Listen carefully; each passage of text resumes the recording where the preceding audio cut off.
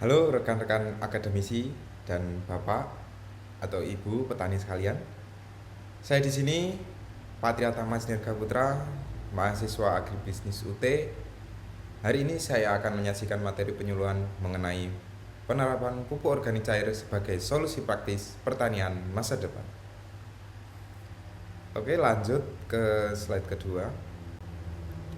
Slide ini merangkum apa tujuan video ini dibuat, siapa sasarannya, dan apa latar belakang masalah nyata kita saat ini.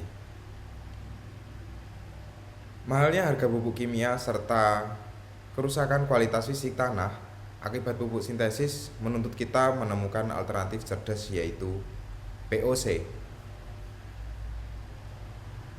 Lalu, Bapak Ibu, sebelum melangkah lebih jauh, kita harus paham itu POC. POC adalah pupuk berbentuk cairan hasil fermentasi bahan organik alami. Keunggulan utamanya adalah sifatnya yang cair, memudahkan nutrisi terserap langsung secara kilat melalui daun dan perakaran. Mari kita lihat gambar di sebelah kanan. Penyemprotan POC secara merata di bawah permukaan daun memberikan manfaat besar, yaitu merangsang fase vegetatif secara cepat sekaligus merestorasi tanah yang mengeras akibat pupuk kimia berlebihan. Bahan pembuatannya sangat murah dan mudah ditemukan di sekitar kita. Terdiri dari 3 pilar: sampah daun hijau sebagai sumber nitrogen, air cucian beras dan molase sebagai sumber energi, serta EA4 sebagai ragi pengurai biologisnya. Mari kita bandingkan secara ilmiah. Dari tabel ini, kita melihat keunggulan mutlak POC dari segi biaya yang nyaris gratis dan keamanan ekologi tanah jangka panjang dibandingkan pupuk urea atau NPK pabrikan.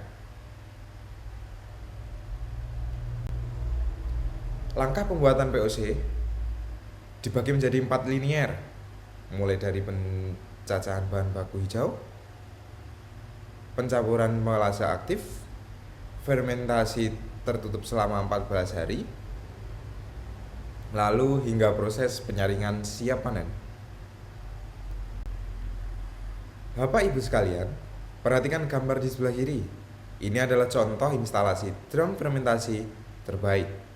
Kita harus menggunakan selang sirkulasi gas atau arah agar drum tidak meledak akibat akumulasi gas fermentasi biologis, seperti gambar tersebut.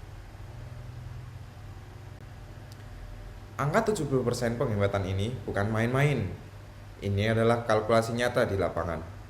Bayangkan, seberapa besar profit agribisnis petani yang bisa dinaikkan hanya dengan mengalihkan anggaran pupuk sintesis mahal ke pembuatan POC mandiri.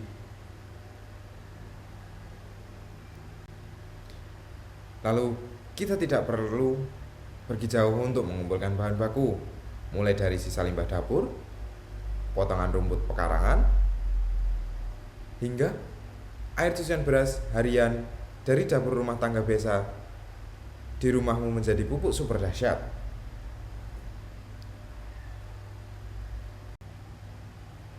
Dari grafik batang ini, kolaborasi 50% pupuk kimia ditambahkan aplikasi berkala POC justru mencetak rekor panen tertinggi, yakni mencapai 9,5 ton per hektar.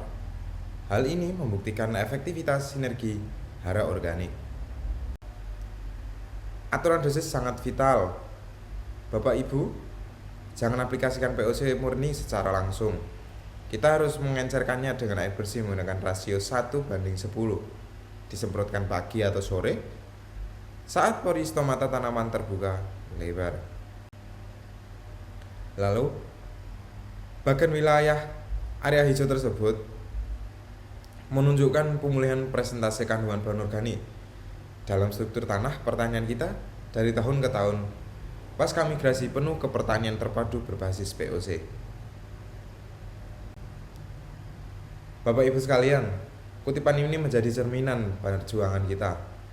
Kedaulatan agribisnis bermula dari kemandirian para petani dalam mengolah pupuknya sendiri secara cerdas, lokal, dan lestari. Sekian penyuluhan dari saya, Patria Tamas Dirgaputra. Terima kasih kepada dosen pembimbing mata kuliah Metode dan Teknik Penyuluhan Pertanian Universitas Terbuka, lalu rekan mahasiswa dan Bapak Ibu petani sekalian, mari bersama-sama wujudkan pertanian hijau Indonesia. Wassalamualaikum warahmatullahi wabarakatuh.